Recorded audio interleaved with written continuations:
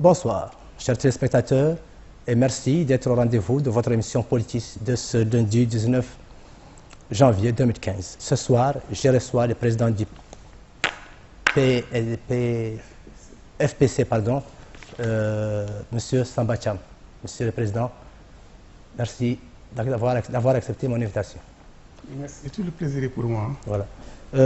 Voilà, Monsieur Samba Thiam est né en 1949 à Seli Babi, au Guidjimaka, bien sûr, inspecteur de son État.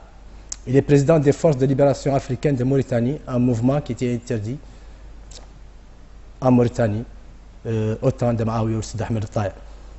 Après sa libération de la prison de Ouadata, où il fut incarcéré en 1986 pour avoir coécrit le manifeste du négro mauritanien opprimé, il était exilé au Sénégal en 1990, puis à New York en 2000, c'est ça, Monsieur le Président,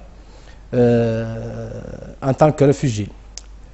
Le 26 septembre, à l'occasion de la 62e Assemblée générale de l'ONU, il a pu s'entretenir avec l'ex-président Sidi Ould Cheikh Abdallah. Monsieur le Président, quelles étaient les grandes lignes de votre entretien avec Sidi Oka à l'époque? Bon, d'abord, je vous remercie de me recevoir une nouvelle fois sur votre plateau. Je crois que c'est la 4e fois que je suis invité à votre télévision. Et je vous remercie énormément pour ça. Et je pense franchement que si la HAPA devait primer une télévision qui n'invite pas sur la tête du client, je pense qu'objectivement, vous êtes les mieux choisis. Ah, c'est une réalité, ce n'est pas des flatteries, c'est une réalité que je constate. Merci beaucoup. Bon, cela dit, je suis heureux de revenir à nouveau pour essayer de m'exprimer et parler au peuple. Par rapport à votre question, oui, effectivement, à cette session-là, j'avais demandé à rencontrer le président Sidi Ould Cheikh Abdallah, qui a eu l'amabilité de me recevoir quand il est venu à New York. Ce qui m'a frappé dans notre rencontre, c'est que c'est un homme de contact facile. Ce n'est pas le type guindé.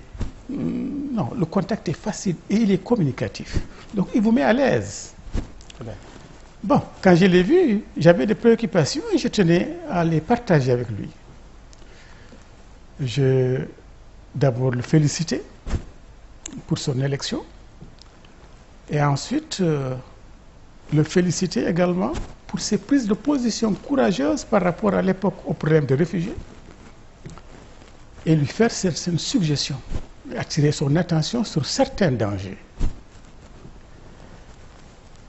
Le premier aspect, c'est qu'après les félicitations, je lui ai dit que c'est une bonne chose de ramener des réfugiés parce que ce sont des Mauritaniens authentiques qu'on a déportés, qu'Ould Taya a déportés, avec les lobbies autour de lui. S'il décide de les ramener, il fait quelque chose de louable parce qu'il se comporte en patriote juste. L'État a fait une erreur, un président a fait une erreur, il appartient à un autre président juste et honnête de réparer les erreurs de l'État et d'endosser la responsabilité de l'État. C'est ce qu'il a fait. Mais je reviendrai là-dessus, mais certains ne le lui ont pas pardonné parce qu'il a osé, comment dirais-je, annoncer que l'État avait une certaine responsabilité dans ça et demander le pardon par rapport au tort et au crime qui avait été commis contre les négro-africains, ce point de vue-là. Donc je le remercie pour ça. Le deuxième élément, je lui faisais certaines suggestions. Je lui disais que le retour des réfugiés, qu'il fasse très attention, ne plaisait pas à tout le monde. J'aurais préféré qu'avant qu'il ne les ramène, qu'il prépare l'opinion arabo-berbère. Parce que je connais un peu ses parents. Je sais que certains ne souhaiteraient pas que ces réfugiés reviennent. C'est dans un plan. Leur déportation s'inscrit dans un agenda. Donc j'attirais son attention sur les dangers à les faire revenir sans avoir préparé l'opinion à ça. Le troisième élément, c'était lui expliquer que nous sommes prêts à l'aider pour que cette opération réussisse, à préparer ces réfugiés et à préparer que le retour se fasse dans de bonnes conditions. Le dernier élément, c'était l'aspect politique. Je lui dis, Monsieur le Président, ce que vous avez dit à travers votre discours, nous sommes très contents. Et l'acte que vous êtes en train de poser également, nous sommes très ravis. Mais nous pensons que la problématique ne s'arrête pas là. Il ne suffit pas de ramener les réfugiés. La problématique de la Mauritanie, c'est une problématique de cohabitation. C'est une problématique de discrimination. Il faut qu'il puisse prendre cette question en charge. Il m'a dit, Monsieur Thiam, honnêtement, c'est une question difficile. Ce que je vous conseille plutôt, c'est de venir, de poser la problématique, d'interpeller la classe politique arabo-berbère, d'engager le débat. Et peut-être, dans les discussions, dans les échanges et dans les accrochages, peut-être que la vérité pourrait surgir et que les mentalités pourraient changer. À ce moment, je verrai ce que je peux faire. C'est à partir de cet instant-là, quand j'ai toujours dit que j'ai perçu son message comme un peu le deal qui avait été passé entre Lyndon B. Johnson et Martin Luther King. King a eu à poser la même problématique à Johnson pour la discrimination que les Blacks américains subissaient aux États-Unis. Johnson lui dit, bon, il faut une stratégie, ce qu'il appelle la stratégie inside-outside. Vous agitez le système de l'extérieur, j'apporte le changement de l'intérieur. Ouais. Mais en deal secret. Donc quand Sidi m'a dit, revenez et interpellez la classe politique, j'ai perçu ça comme un appel du pied et comme une bonne volonté à tenter de régler dans la mesure de ses possibilités, de ses moyens, la problématique de la question nationale. Mais il a été honnête pour dire que c'était plus lourd que lui et que c'était dangereux pour lui. Donc, à partir de cet instant, nous avons pris la décision de revenir. À partir de cet instant-là, la décision de revenir au niveau de notre bureau national, nous avons pris la décision de revenir. Mais nous ne pouvions pas nous redéployer comme ça. Il fallait que la base soit informée. Et ainsi, ça nous a pris presque un peu moins d'un an pour que la décision se discute au niveau de notre base, au niveau de nos sections qui existaient à l'époque, et pour véritablement qu'on se décide si oui ou non il fallait rentrer. Globalement, la base était d'accord, mais il fallait qu'un congrès vienne entériner cette décision de réorientation. Nous avons tenu un congrès en 2011 à Paris. Ce congrès a validé la décision du Bureau national, la proposition du Bureau national de se redéployer, autrement dit de rentrer. Il fallait donc, à partir de cet instant-là, se mettre à préparer l'opération sur deux niveaux. La préparation psychologique et mentale de ceux qui devaient se redéployer parce qu'il faut se couper de leur famille.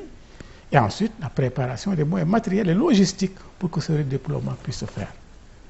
Voilà un peu dans quelles conditions j'ai rencontré le Sidi et voilà un peu ce que la rencontre avec lui a déclenché. Président, après votre retour, vous avez été reçu par Mohamed Abdelaziz, n'est-ce pas? C'est exact. Très bien. Quelles étaient les grandes lignes de votre entretien avec lui? Bon, quand je suis revenu, j'ai fait une demande au niveau du président Aziz en tant que président de Flamme, nous voulons le rencontrer. Lui aussi également, il a eu l'amabilité de me répondre par son directeur de cabinet adjoint pour me recevoir. Bon, d'abord, il y a une différence nette dans le contact. Entre lui et Sidi Oka. La communicabilité n'est pas la même. Donc, quand j'ai été le voir, je l'ai remercié de me recevoir. Parce qu'il n'était pas obligé, il a un agenda chargé. Je l'ai remercié amplement d'avoir l'amabilité de me recevoir et de m'écouter. Je lui dis que, dans un premier temps, que nous sommes des patriotes. Nous sommes revenus pour qu'on sache qui nous sommes. Nous sommes revenus pour qu'on sache quel discours nous prenons, quelle est la vérité de notre discours, l'essence de notre discours, parce qu'il a été déformé à la fois par le pouvoir et par des adversaires politiques pas très honnêtes, qui ont tenu à nous diaboliser et à se positionner. Donc, à lui faire comprendre pourquoi nous sommes revenus, quelles sont nos intentions. Nous sommes revenus parce que nous sommes des patriotes, nous souhaitons aider à reconstruire ce pays nous sommes revenus parce que nous avons un discours qui n'a pas toujours été compris. Nous souhaitons le faire comprendre au niveau du peuple et au niveau de l'opinion arabo-berbère. Fondamentalement. Nous sommes revenus avec une intention pacifique de nous intégrer dans le jeu démocratique et d'engager un débat démocratique avec la classe politique. Voilà nos intentions. Il n'y a rien derrière. Il n'y a pas de sous-entendu, il n'y a pas de calcul derrière. Maintenant, nous sommes revenus, en revenant, nous avons aussi, comme on dit, suivi son action de loin. Nous reconnaissons honnêtement que dans son action, il y a des choses positives. Je lui dis, nous reconnaissons que la lutte que vous menez à l'encontre de ces terroristes est une lutte légitime. Nous vous soutenons. Parce qu'on ne peut pas permettre que des barbus, que des religieux, que des gens qui se prennent pour un peu sortir de la cuisse de Jupiter, estiment que c'est eux qui sont les détenteurs de la vérité en islam et qu'ils doivent convertir tout le monde. Donc lutter contre cet extrémisme religieux, c'est une bonne chose. C'est pour la santé de notre pays. Et je lui dis également, nous le remercions pour un autre acte posé qui n'est pas des moindres. C'est l'acte qu'il a posé pour la continuation du retour des déportés. Ça a été entamé par Sidi, mais il l'a continué tout de même. Il fallait l'en féliciter.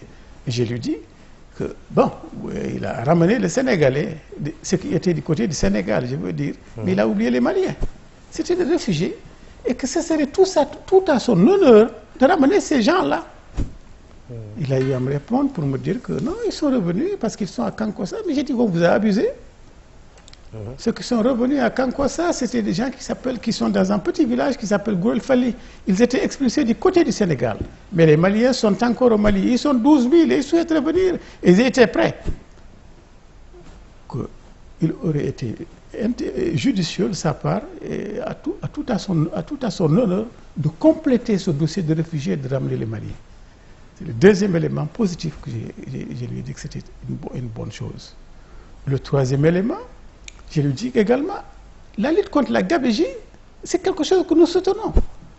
Mais ce pays ne peut pas fonctionner, ne peut pas se développer si certains prennent le patrimoine de l'État comme le patrimoine de leur famille ou de leur tribu. Donc lutter contre ces prédateurs, c'est quelque chose que nous soutenons. Le quatrième élément que je lui dis qui me semblait important, c'est les réalisations. Ces bitumes, ces routes bitumées. Quand j'ai quitté Nouakchott, il y en avait une ou deux. Je suis revenu, j'ai trouvé beaucoup de routes. Et j'ai fait l'intérieur, j'ai vu également des régions désenclavées, des capitales désenclavées, avec du bitume. Je lui dis que ça, c'est également une réalisation qui n'a pas existé depuis Ould Daddah. Personne n'a fait ça. Ils se sont succédés. Nombreux sont passés par là, mais personne n'a fait ces réalisations. C'était une bonne chose. Mais après, je lui dis, Monsieur le Président, c'est une bonne chose que vous avez faite. Mais j'estime qu'il y a des insuffisances. Ça, c'est sûr. Les insuffisances, la première insuffisance, c'est d'abord la manière dont ces déportés sont traités. Ils sont revenus, mais ils ne sont pas dans le droit. Ils ne sont pas installés dans le droit légitime. Vous êtes là, vous êtes revenu, vous ne pouvez pas récupérer votre champ. Vous voyez que votre champ est occupé par quelqu'un d'autre. Vous êtes revenu, mais vous ne pouvez pas vous déplacer parce qu'on ne vous prend pas au niveau de l'état civil. Vous êtes revenu et on ne vous reconnaît pas en tant que citoyen.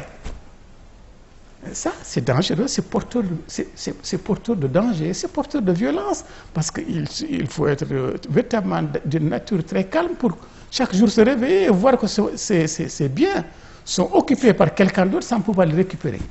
Je dis, il faut tenter de régler ça, il faut désamorcer cette crise.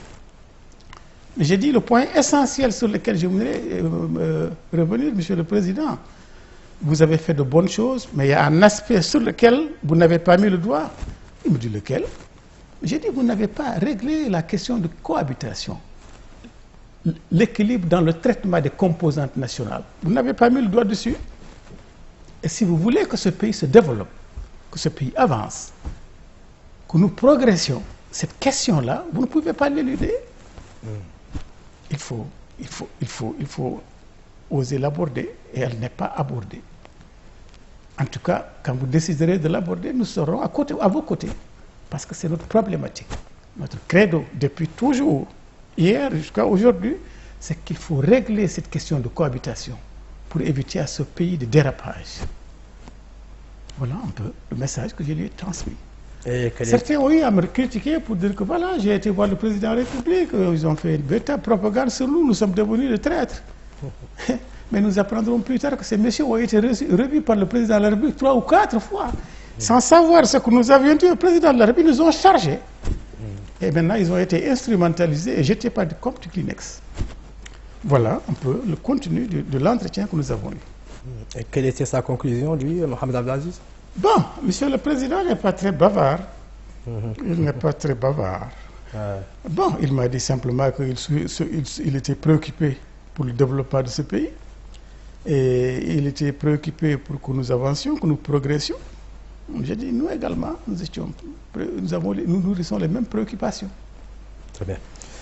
Bon, passons maintenant à autre chose, à l'analyse politique que M. Samba Thiam peut faire actuellement et cette situation qui prévoit actuellement en Mauritanie, d'une manière générale. Quelle analyse faites-vous sur ce... Bon, je pense que pour analyser la problématique de la Mauritanie, moi je la situerai peut-être à 2 ou 3 niveaux. Le premier niveau, c'est le pouvoir et les acteurs politiques, ou ce que nous appellerons l'opposition. Et le deuxième niveau, c'est notre préoccupation permanente, nous en tant qu'organisation, FPC, Force Progressive du Changement. Et par rapport au premier niveau, je pense que depuis le coup d'État, les relations entre ce pouvoir et l'opposition de manière générale n'ont jamais été assainies. Il y a une crise de confiance qui se justifie quelque part. Parce que lorsque, à partir du moment où on a été trahi une fois, on a été trahi 2 fois, on devient frileux. Bien sûr. Bon, on entend dire qu'il faut aller vers un autre dialogue. Oui, je pense que nous soutenons également ce dialogue. Mais nous précisons que la difficulté, c'est que si du côté de l'opposition arabo-berbère de manière globale, parce que c'est un peu comme ça que je la qualifie, les préoccupations par rapport à ce dialogue avec le FPC ne sont pas tout à fait les mêmes. J'ai l'impression que dans la crise entre l'opposition et le pouvoir, fondamentalement, la crise tourne autour des élections ou de la transparence des élections. Bon, c'est légitime du côté de l'opposition. Si on doit aller aux élections, il faut qu'elles soient transparentes, il faut qu'on ait des chances de gagner. Mais si on pense qu'à tous les niveaux et à tout moment, les dés sont truqués, pipés, c'est normal qu'on soit frileux à répondre encore à des propositions de dialogue qui peuvent un peu vous flouer. Je comprends ça. Mais je suis pour le principe qu'on dégage un certain nombre de règles qui puissent rendre ces élections crédibles, consensuelles, et qu'on puisse apaiser la situation.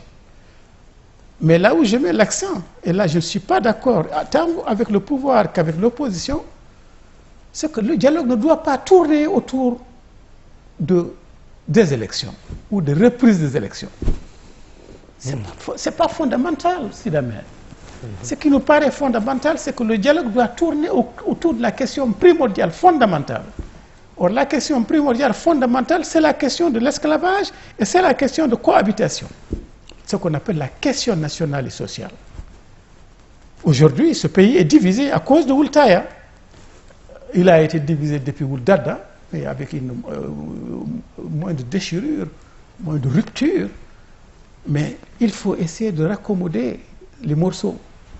Aujourd'hui, les négros africains ne se sentent plus citoyens de ce pays-là. Ils sont totalement exclus. Les Haratines continuent de vivre l'esclavage. Quoi qu'on parle de séquelles avec des euphémismes, l'esclavage n'a pas quitté la Mauritanie. Ces questions-là, ce sont des questions d'essence, fondamentales. Donc ce sont ces questions qu'il faut mettre en avant. Le jeu démocratique, c'est bien.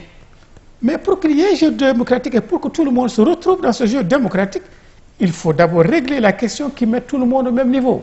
Ce n'est pas le cas. Nous sommes en rade en tant que négro-africains. Les Haratines sont en rade en tant que victimes de l'esclavage ou du déni d'humanité.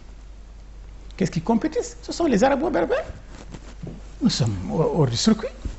Donc nous souhaitons que s'il y a un dialogue, et nous voulons d'un dialogue, il ne faut pas qu'on se trompe de point de dialogue ou de point autour duquel le dialogue va porter. Fondamentalement, il doit porter sur la question nationale. Il faut qu'on s'entende. Et sur cet aspect-là, un de vos invités, je reviendrai là-dessus, il y a un courage véritable. Il faudra peut-être penser à refonder Allègre. Parce que là, il y a une crise de confiance générale. Et nous sommes menacés par un danger. C'est une question primordiale parce qu'elle menace l'existence même du pays. Ce n'est pas la question électorale qui menace l'existence du pays. Donc il faut savoir trier les priorités, il faut savoir serrer les priorités. La priorité fondamentale pour ce pays actuellement, autant temps où nous sommes, c'est la question nationale et sociale. C'est la question de cohabitation et la question du traitement de l'esclavage. C'est comme ça que je vois la situation. Donc, si on veut l'apaiser, il faut serrer, il faut aller vers le dialogue. Les gens doivent pouvoir se parler.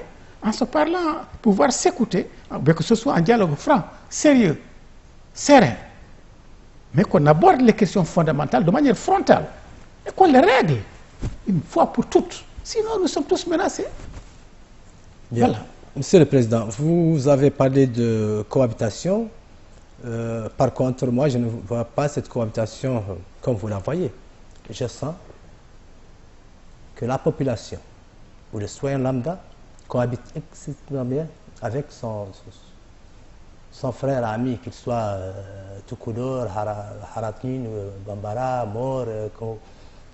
Mais cette problématique de cohabitation nationale, ou cohabitation que vous l'appelez, vous avez été victime d'un système, M. Thiam. Ok? Est-ce que vous m'entendez? Je vous suis. Voilà. Donc, vous n'allez pas prendre... vous étiez victime d'un système, mais pas de la population ou du citoyen lambda. Donc, moi, je pense que il y a une parfaite cohabitation entre nous et les autres ethnies. Que me répondez? Très bien. Je vais m'expliquer. D'abord, sur un certain point, nous sommes d'accord. Il n'y a pas d'antinomie entre les composantes nationales. Il n'y a pas d'animosité entre les arabo-berbères et négro-africains. Donc, ça ne se pose pas en ces termes.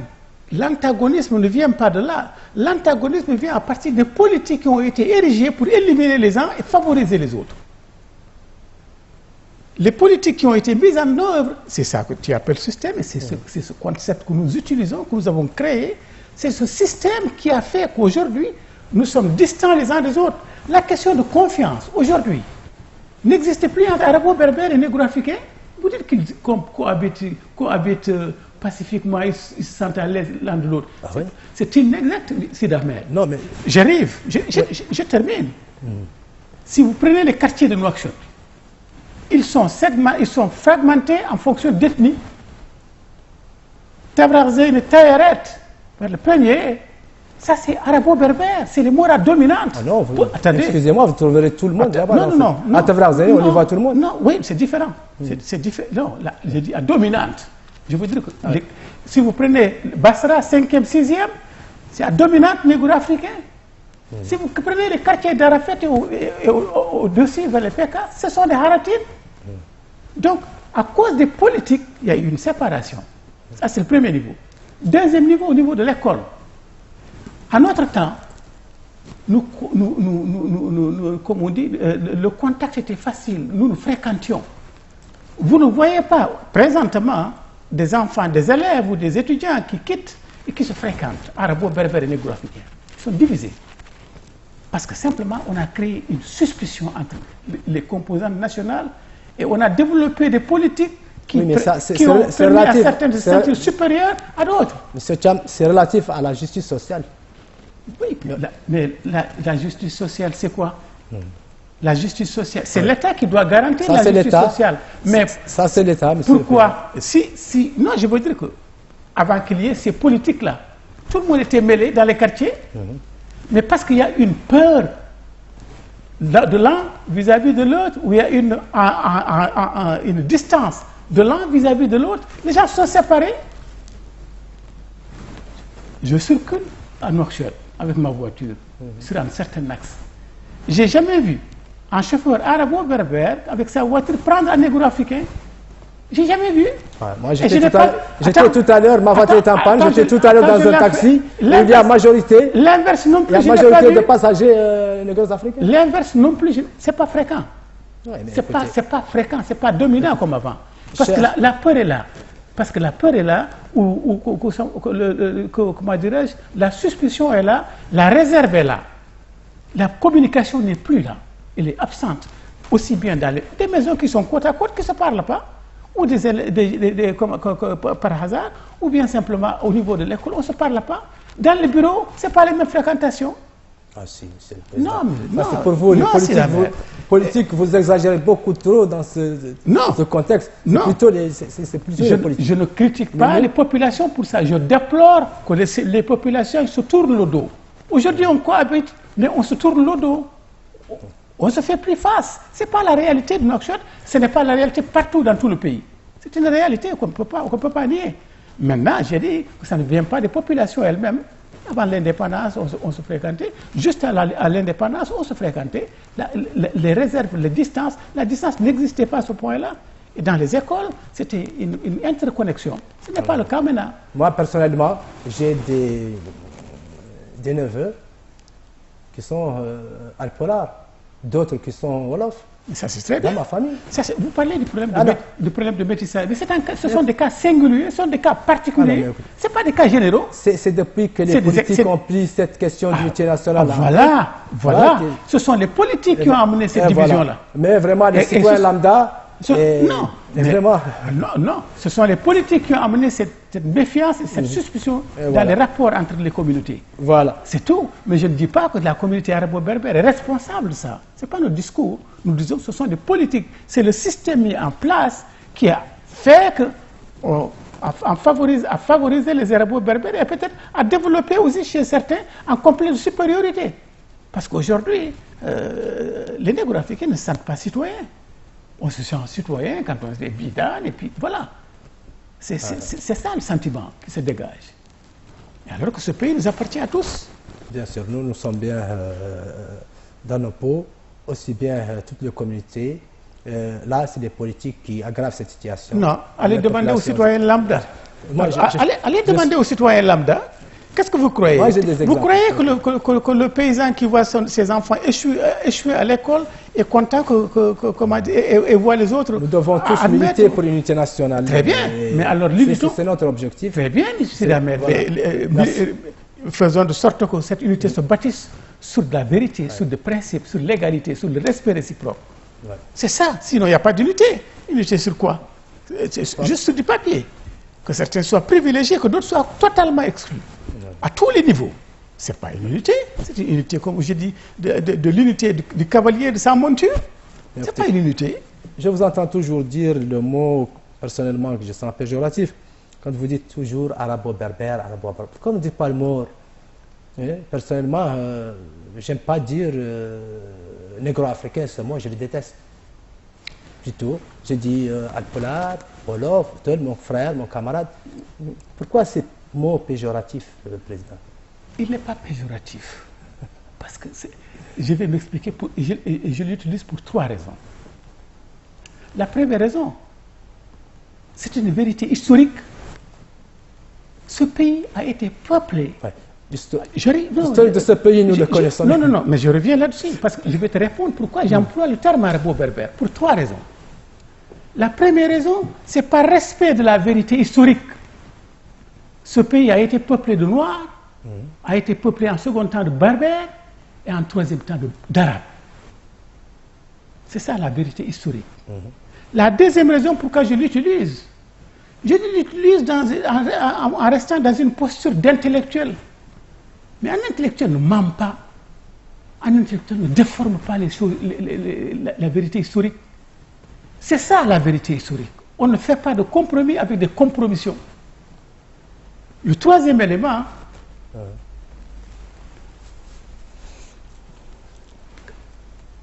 les Mourabitines. Vous êtes fiers de votre histoire de Mourabitine, Sidi Ahmed? Oui, bien sûr. Hein? Vous êtes fiers de ça? Bien sûr. Mais les Mourabitines sont quoi? Mais c'est des Arabo-berbères. C'est des berbères, les Mourabitines. Oui, mais voilà. Attendez, attendez. Les gens de l'Adra, les gens du Tagan, globalement, c'est des zones arabo-berbères et du Trarza. Quand les Mourabitines ont commencé à convertir les gens, c'est vers ces zones qu'ils sont allés. Ce sont ces gens qu'on a voulu convertir. Yassine. Oui, mais attention, les ribats étaient au Cap Blanc, et un autre ribat, le second était au Sénégal. Non, il y a un ribat.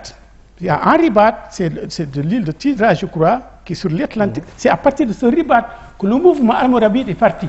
Mais il y a un second ribat au Sénégal. Non, c'est pas le Sénégal. Si. Non, enfin, on ne va pas se discuter là-dessus, mais je voulais juste répondre par rapport à cet aspect-là.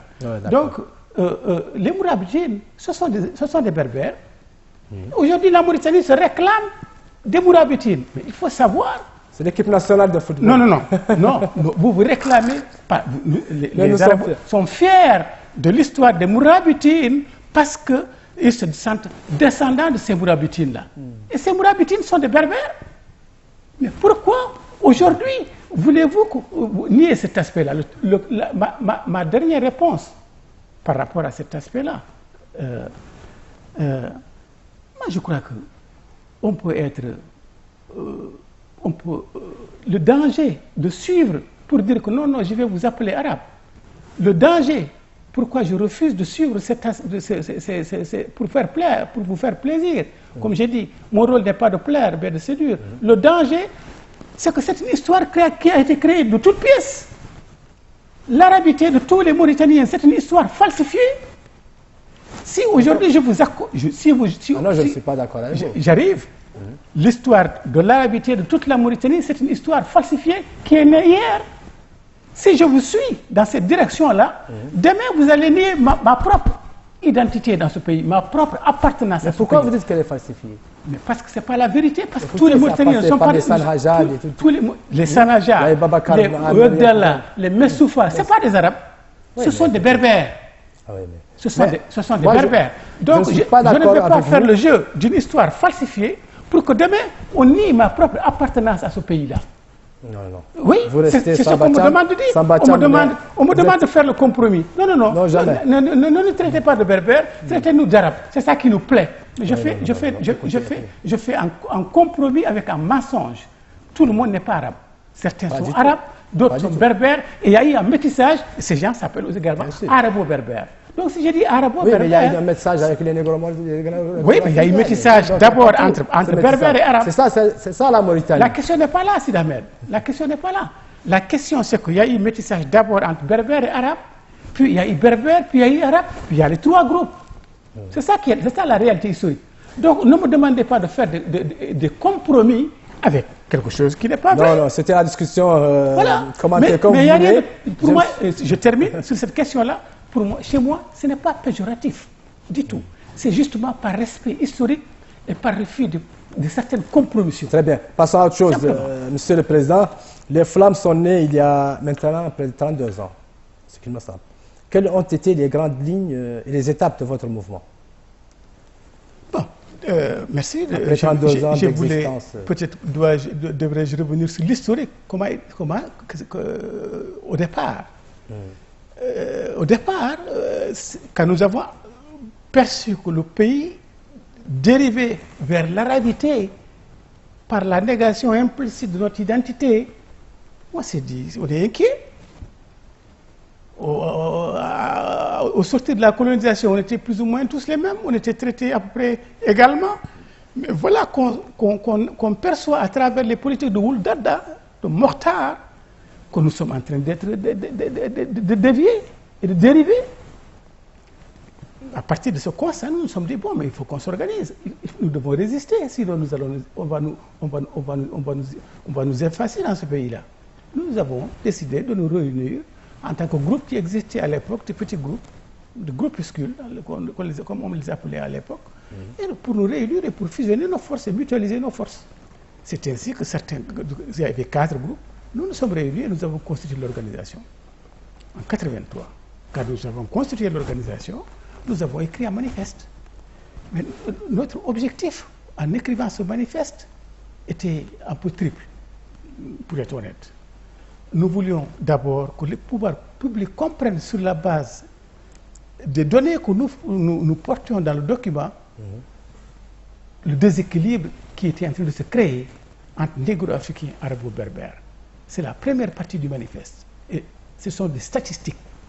Nous avons pris tous les secteurs de la vie publique, nous avons fait des comparaisons pour montrer qu'à tous les niveaux, la politique de Mokhtar et ensuite de Oultaya, qui est une continuité, visait à favoriser les arabo-berbères sur les négro-africains. C'était la première partie. La deuxième partie du manifeste, c'était pour dire que ça c'est dangereux. On ne construit pas un État, une nation de cette manière-là, avec des discriminations, avec des déséquilibres, avec des traitements de faveur pour les uns et un étouffement pour les autres. C'est un danger. C'était la deuxième partie du manifeste. La troisième partie du manifeste, nous avons dit, nous sommes les Mauritaniens, il y a un problème, acceptons qu'il y a un problème, et assoyons-nous autour d'une table et discutons de ce problème-là pour lui trouver des solutions. De 1986 à 2014, c'est toujours notre position. Il y a un problème qui est réel, qu'il ne faut pas nier. Il faut s'asseoir autour d'une table, essayer d'en discuter pour lui trouver des solutions. Mais sinon, c'est un risque. Si on le laisse développer et pourrir, c'est un risque pour le pays. C'est ce que nous avons toujours dit hier, ce que nous continuons de dire aujourd'hui. Bon, malheureusement, parce que nous avons produit ce document, Oultaya l'a mal pris et la réponse a été d'une sévérité extrême parce que nous avons écrit un document et il fallait qu'on soit châtié parce qu'on a osé élever la voix. Et on va être châtié de la manière la plus sévère possible, la plus dure possible.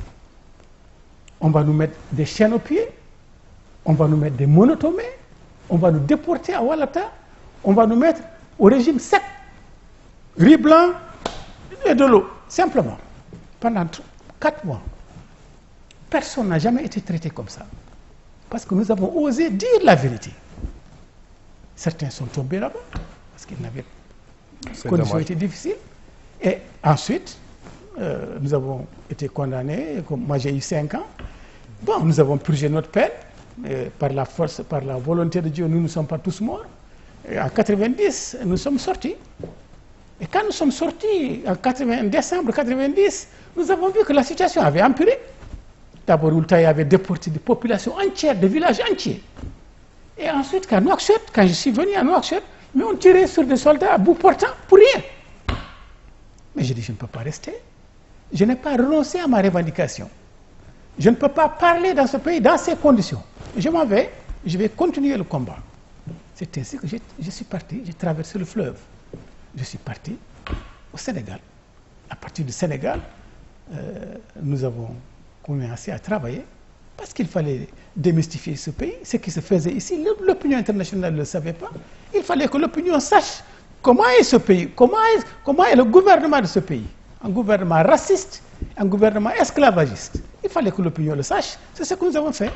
Nous avons travaillé au plan diplomatique pour expliquer exactement quelle est la nature du système en Mauritanie avec Oultaya, fondamentalement.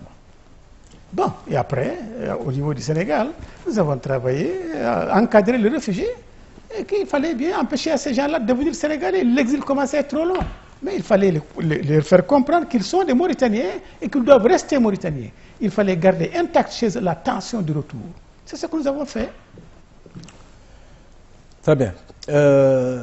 En août dernier, vous avez tenu votre congrès en Mauritanie. Premier en Mauritanie, n'est-ce pas? C'est exact. Non, c'était pas le premier. En vérité, nous avons tenu un congrès en 83, 2 congrès en 83 et en 86.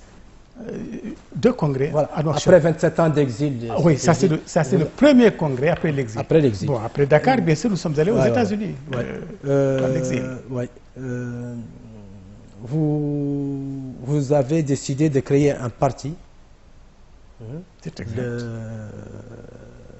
De FPC, n'est-ce pas?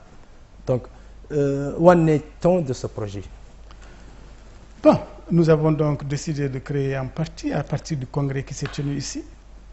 Notre parti a pour but 3 axes.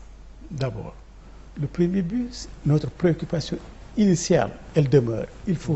Nous voulons régler la question de cohabitation. Le deuxième point, le deuxième axe de notre programme, nous voulons créer un état de droit. Le troisième point, nous voulons que ce pays se développe. Ce sont nos axes. Maintenant, sur la base de la création de ce parti, nous avons fait une demande. Nous avons adressé au ministère de l'Intérieur dans les règles et dans les formes. On a eu le reçu, nous avons gardé. Et il y a un mois et demi, j'ai écrit une lettre pour rappeler au ministère de l'Intérieur que nous attendons notre récépissé, notre reçu de dépôt. D'abord, le reçu de dépôt. Deuxième élément, il y a quelques semaines, j'ai écrit pour rappeler que nous avions déposé notre dossier et que nous attendons, que je souhaiterais rencontrer le ministre de l'Intérieur pour soulever la question. J'attends qu'on me réponde, qu'on me reçoive ou pas. Donc, par rapport à cette question, pour me résumer, nous avons déposé le dossier, nous attendons les réactions du ministère de l'Intérieur. Nous voulons jouer le jeu démocratique. Nous verrons si le régime nous permet de jouer le jeu démocratique ou s'il veut nous rejeter dans la clandestinité. La balle est dans son camp. Très bien. Vos détracteurs pensent que la revendication d'autonomie proposée par les Flammes n'est autre chose qu'une manière de dire que les Mauritaniens ne peuvent pas ou ne peuvent plus vivre ensemble. Qu'en est-il au juste? D'abord, je voulais bien te poser toi-même une question. Parce que tu as l'habitude de poser à tes invités, sauf les derniers. Les derniers, tu ne leur as pas posé la question, je me suis dit, mais pourquoi c'est ne leur a pas Il fallait prendre l'opinion de tout le monde sur cette question. C'était devenu la question sempiternelle qui revenait toujours à la fin.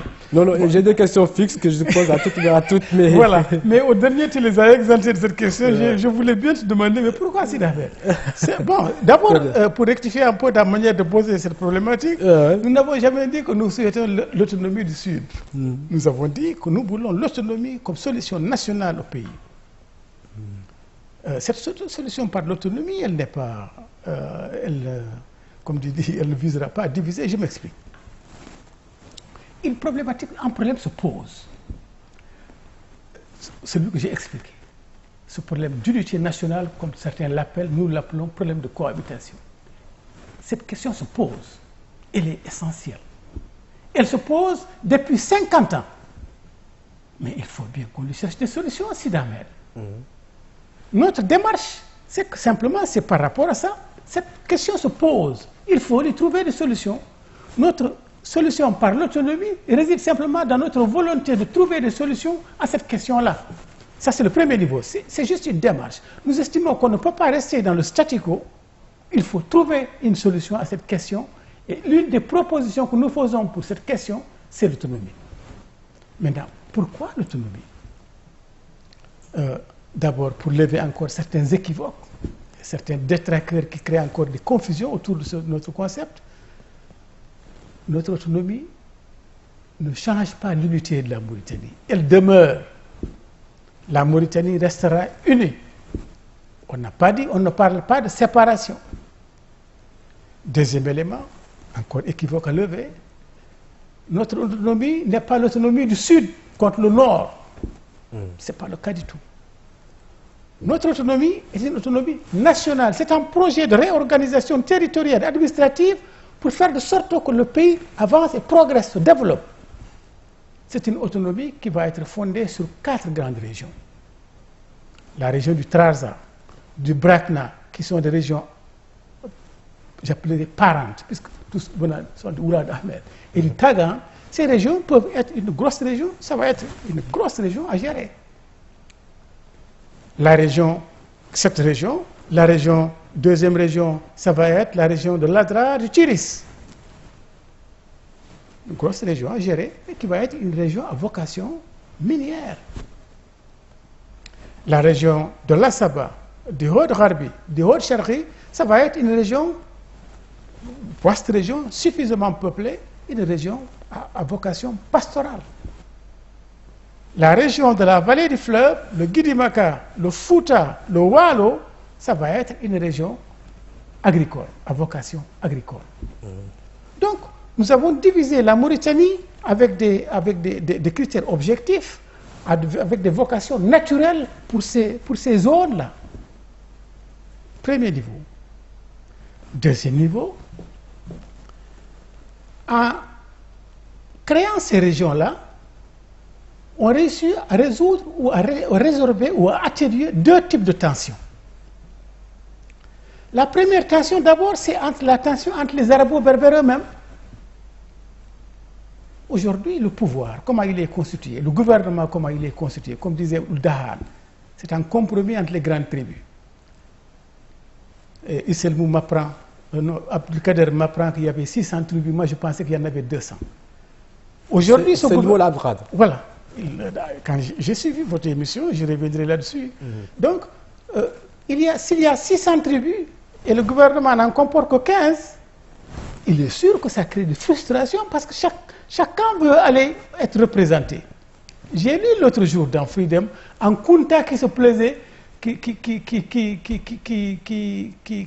s'attaquait à Aziz parce qu'il était frustré, parce qu'Aziz a tourné le dos au Kunta. Oui, je l'ai lu. Parce qu'il n'est pas représenté au niveau du gouvernement ou que les éléments qui représentaient le Kunta ont été vidés par Aziz. Or, si, et j'ai écouté également un autre cadre, un vieux cadre historique, qui disait aussi du Cheikh Abdallah qu'il n'a pas eu sa part de petite tribu. Je l'ai écouté, et vous savez de qui je parle. Si donc, on crée cette autonomie-là avec ces régions-là, ces contradictions-là entre les Arabo-Berbères pour que chacun voulant aller au gouvernement, on va réduire la tension, comment dirais-je, l'envie de se faire représenter au niveau du gouvernement central parce qu'ils auront quelque chose à gérer. Les éléments du Horde auront leur région à gérer. Et les éléments du Trarza, du Brakna, du Taga, première région, ils vont avoir leur région à gérer. Donc quand ils auront quelque chose à gérer, avec toute la responsabilité, le besoin de se faire représenter au niveau supérieur va être réduit, la tension va être moins vive. Donc premier niveau, ça va réduire la tension au niveau des Arabo-Berbères. Deuxième tension qui va être résolue, qui est critique, c'est la tension entre négro-africains et arabo-berbères. Si aujourd'hui nous crions notre douleur, c'est parce que nous sommes exclus partout. Nous sommes exclus fondamentalement dans ce gouvernement. Nous sommes exclus dans tous ces démembrements. Et dans beaucoup d'autres secteurs. Oui, mais vous êtes bien représenté au gouvernement. Qu'est-ce que c'est un homme être bien représenté par le gouvernement? Je termine. Si nous avons notre région à gérer, notre représentativité au niveau du gouvernement central va peut-être ressentie, mais pas avec la même intensité. Donc la tension que nous vivons aujourd'hui dans nos revendications à plus de représentativité va être réduite. Donc notre système d'autonomie permettra de résoudre ces deux types de tensions. Le gouvernement central va être le gouvernement central et il y aura les gouvernements locaux.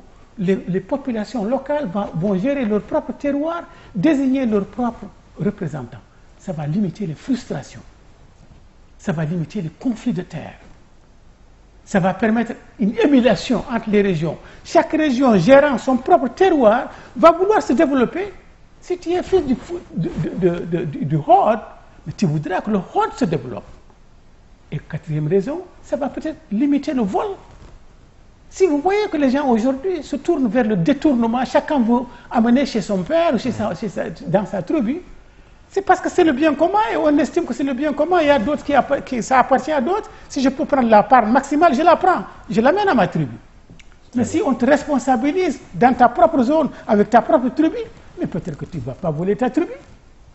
Ça va limiter les tentations de vol, de détournement. Donc pour ces raisons-là, nous pensons que notre autonomie est objective. Très bien. On va gagner du temps parce que pour avoir plus de... Cela dit, je conclus sur cet aspect-là. C'est une proposition que nous faisons. Si d'autres ont une proposition qui est plus pertinente, mais qu'ils nous le prouvent, qu'ils nous la présentent, mais ce que nous refusons, par contre, c'est quoi? C'est qu'on reste dans ce statu quo. Nous le refusons parce que nous sommes discriminés et parce que c'est dangereux pour le pays à terme. Il faut qu'on trouve des solutions. Parmi les solutions que nous proposons, il y a l'autonomie. Mais nous n'en faisons pas un point de fixation. Qu'on nous propose d'autres solutions, si elles existent, si elles sont plus pertinentes, nous sommes preneurs. Très bien. Vous venez de me dire que j'ai l'habitude de poser la question à tous mes invités. Oui. Vous avez raison. Donc, de tous mes invités, comment receviez-vous leurs réponses sur ce... Oui, je suis avec intérêt les émissions à Watania. Parce que j'estime que c'est une télévision, comme j'ai dit, ouverte, qui n'invite pas les gens à la tête du client. Et ça, c'est important. C'est là où il y a un débat qui se produit, c'est là où on peut trouver des opinions ouvertes qui ne sont pas téléguidées, comme certaines télévisions. Donc, par rapport à vos émissions, je les suis, mais j'ai fait attention, j'ai suivi avec intérêt certaines. J'ai suivi avec intérêt l'émission de Moussa Fall. J'ai été impressionné chez Moussa Fall par deux aspects. Un calme majestueux, et ensuite la vérité des chiffres. Je me suis demandé d'ailleurs d'où il prenait ces chiffres-là. Bon, et après je me suis rappelé que c'est quelqu'un qui était à la SMCPP.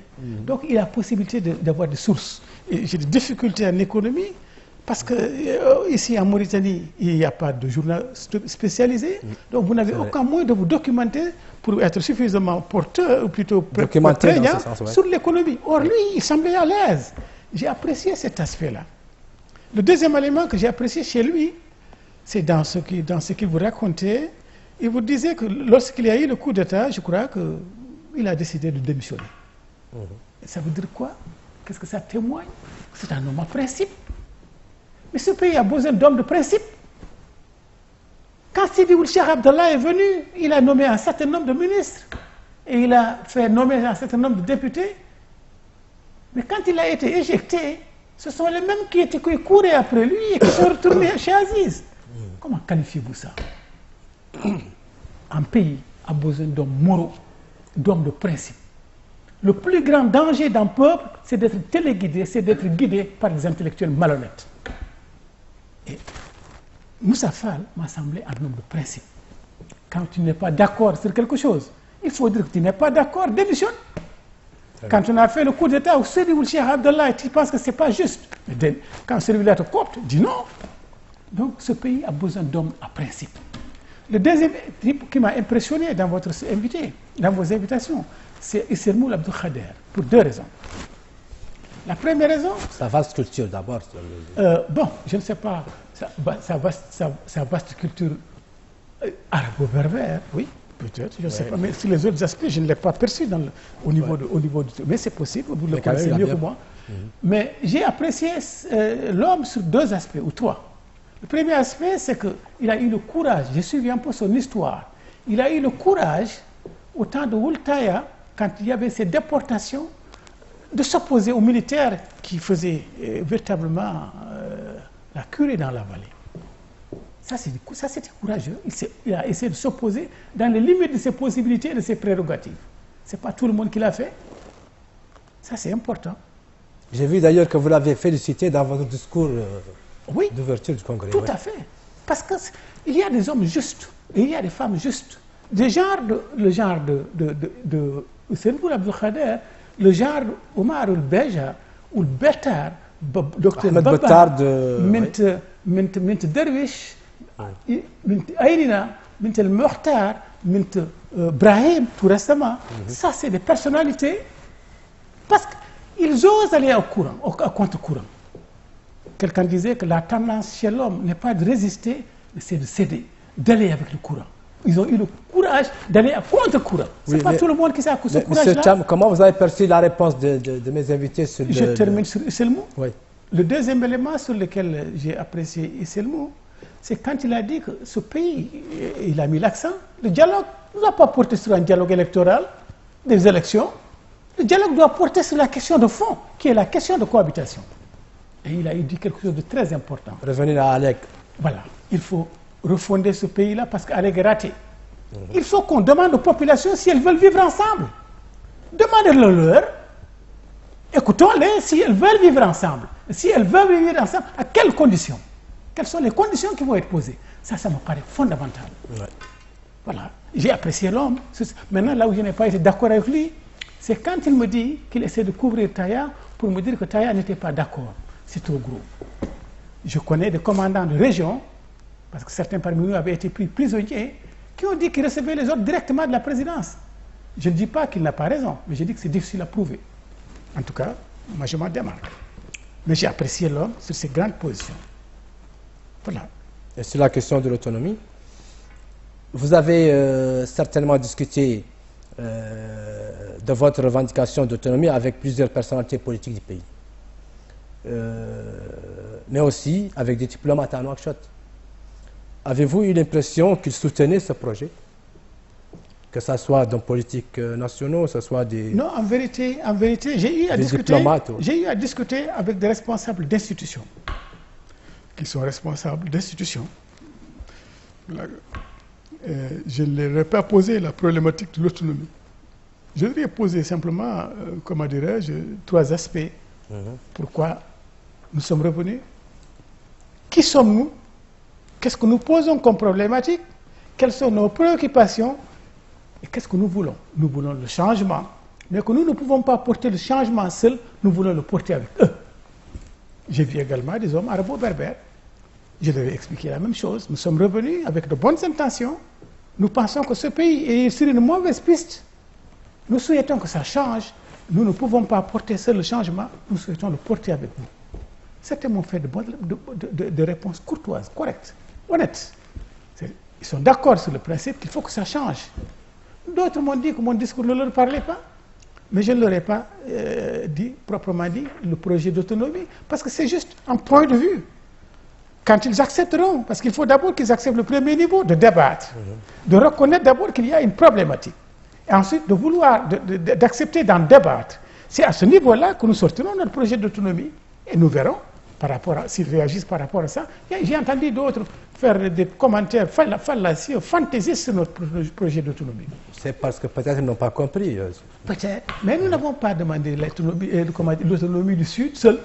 Non, nous avons demandé l'autonomie dans un certain nombre de régions, compartimentées de telle manière que chacun s'y retrouve et qu'on réduise les tensions de tous ordres. Voilà. C'est tout. Voilà, parce que les gens n'ont compris que l'autonomie du Sud. Voilà, ça c'est parce que il y a un préjugé derrière. Voilà. Non, on n'a pas de calcul derrière. Certains pensent qu'on a un calcul derrière. Non, on n'en a pas. C'est juste dans l'intérêt supérieur de la nation, une solution globale à l'échelon national. Oui. Dans un article publié sur votre site d'ailleurs, votre conseiller politique Barry Mamadou reconnaît qu'entre 1983 et 1990, les Flammes n'ont jamais remis en cause l'idée d'un État unitaire en dépit de l'existence d'un système discriminatoire en Mauritanie. C'est vrai, c'est ce que je vous ai expliqué.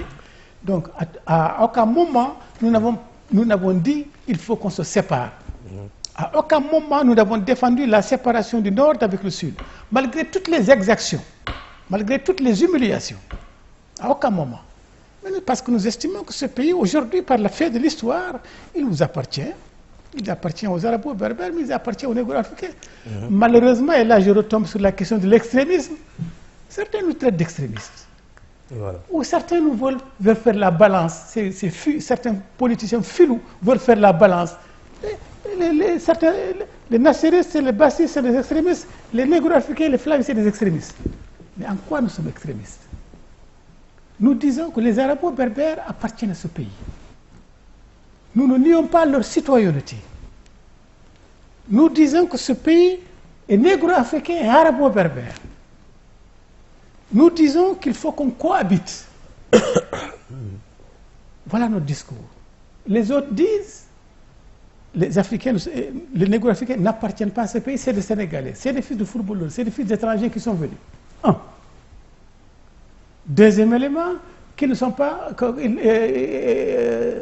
ils ne sont pas de ce pays. Oui, M. Thiam, c'est pas tout le monde qui dit ça. Non, je termine. C'est deux thèses qui s'affrontent.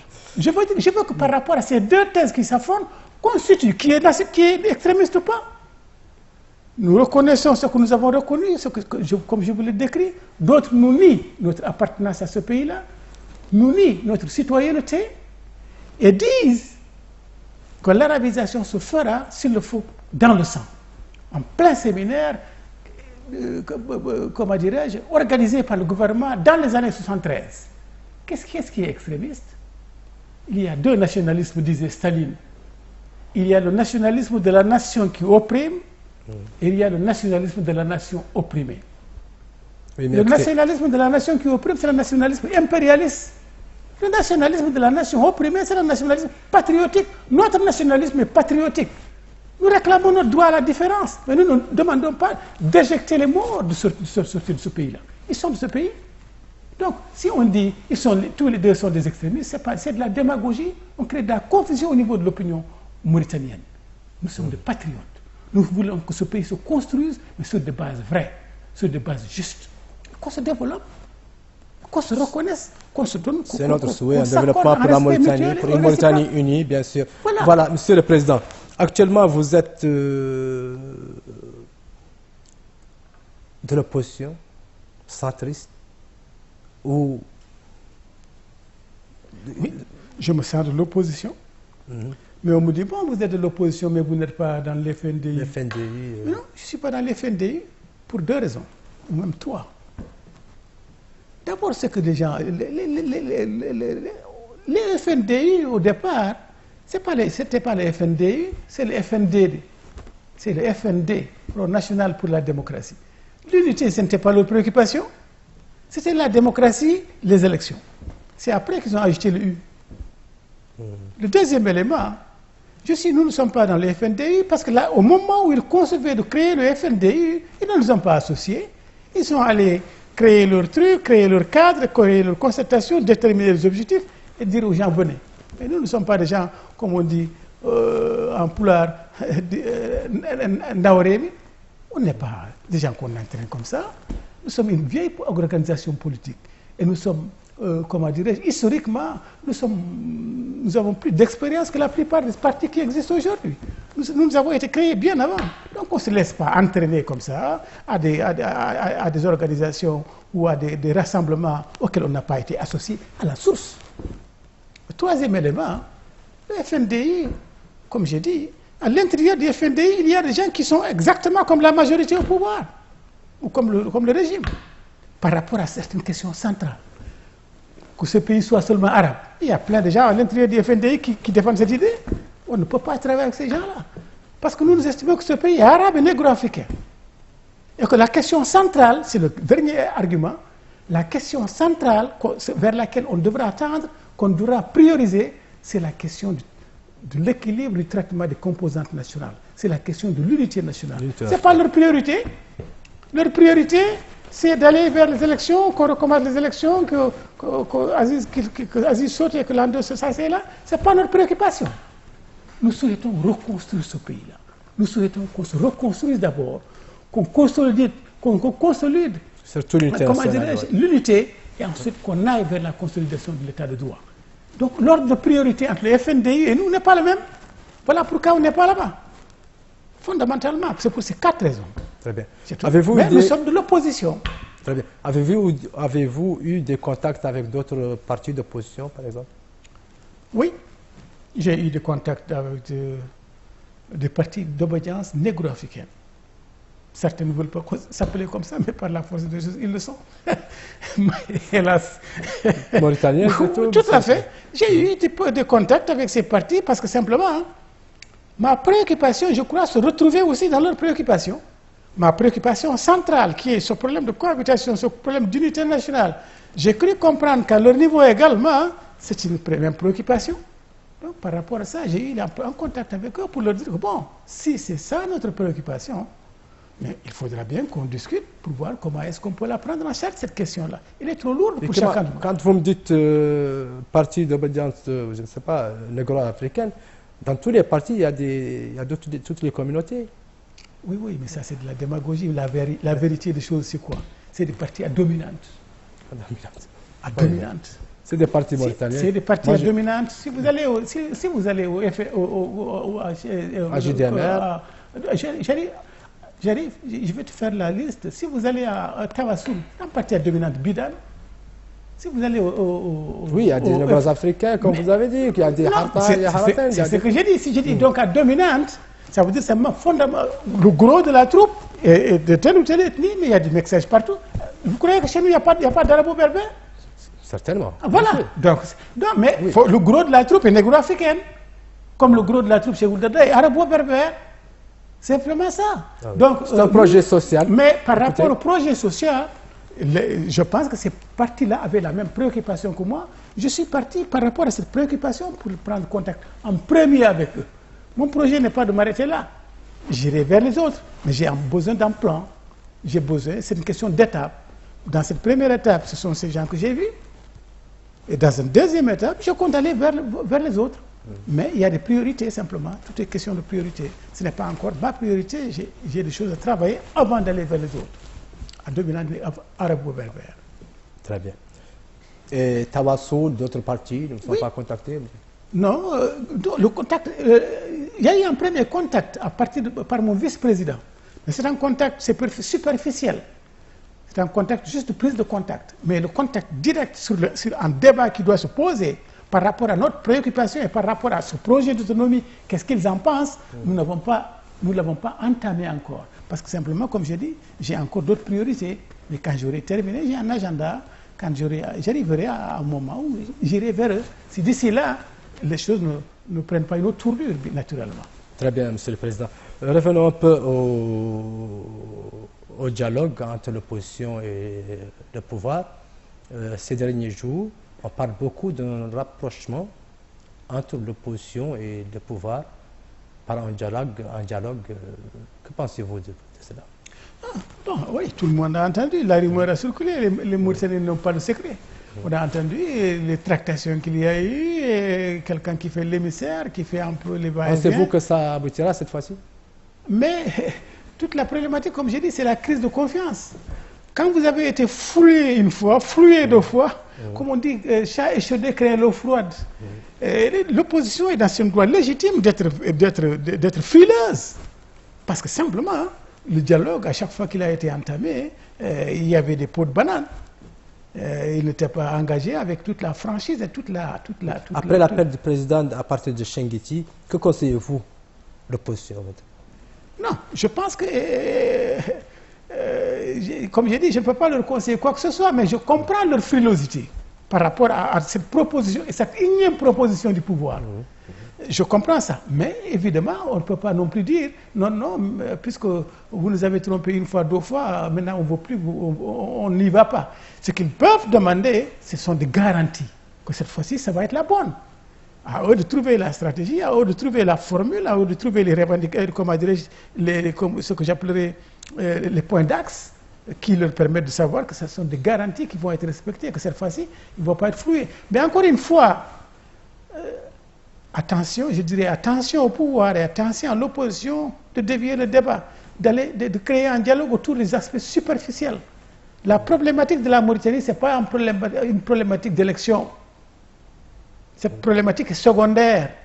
Il faut qu'on règle la question nationale pour qu'on aille vers la question des élections.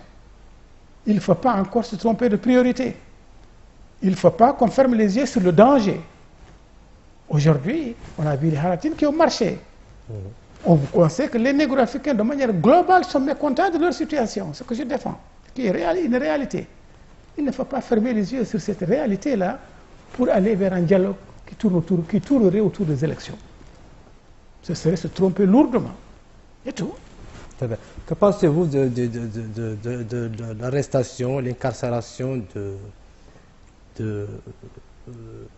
des militants anti-esclavagistes? Bon. Dans la dernière marche, la caravane de fonciers. Non, moi, bon, d'abord, j'ai deux aspects. Le premier aspect, c'est que je crois que on n'a pas l'impression que le président Aziz il fait une politique cohérente. Il pouvait se targuer au niveau de l'opinion internationale de n'avoir pas de prisonniers politiques dans le Géo. Ce n'est plus le cas. Cet argument il lui échappe désormais. Ça, c'est un élément. Le deuxième élément, c'est ce que je disais au début. Si Birane a été arrêté, il a été arrêté au plus mauvais moment. Parce que Birane a été arrêté au moment où son discours s'est radouci. Au moment où son discours était véritablement, que j'appellerais virulent. Mais on ne l'a pas arrêté à ce moment-là. On l'a arrêté à partir des livres. Mais on ne l'a pas arrêté à partir de son discours. Maintenant, on l'arrête au moment où son discours se radoucit. Quelque chose ne va pas. Troisième élément, le prétexte utilisé, résistance aux forces de l'ordre, c'est un peu gros. C'est un peu gros. Quatrième élément, bon, je constate simplement que notre justice est inféodée. Et si on doit faire un état de droit, la justice doit être indépendante. On ne peut pas condamner comme ça simplement des gens parce que le président a dit de le condamner. Parce que si on les a condamnés, c'est bien parce qu'ils ont reçu un ordre.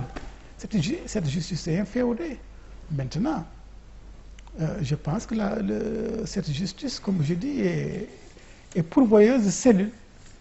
Au lieu que ce soit une justice juste, ça redevient comme la justice de Tsaya, une justice pourvoyeuse de cellules pour tous ceux qui veulent contester cette situation aujourd'hui.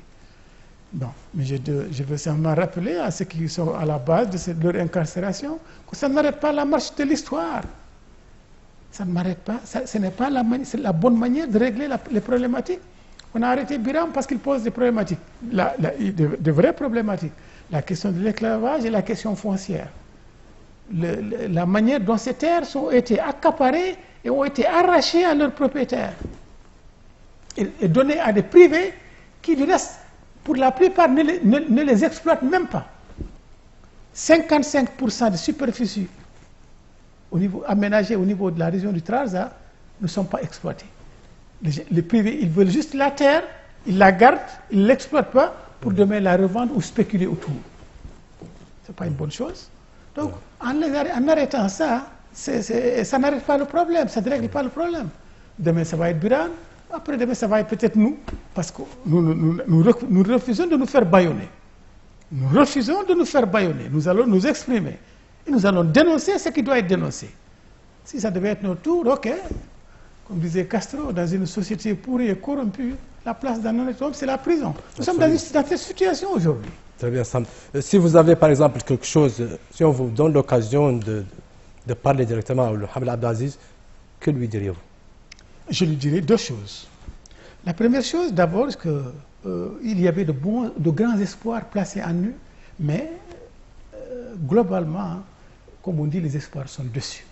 Parce que beaucoup de gens, une forte opinion pensaient qu'Aziz redresserait les choses et colmaterait cette unité déchirée.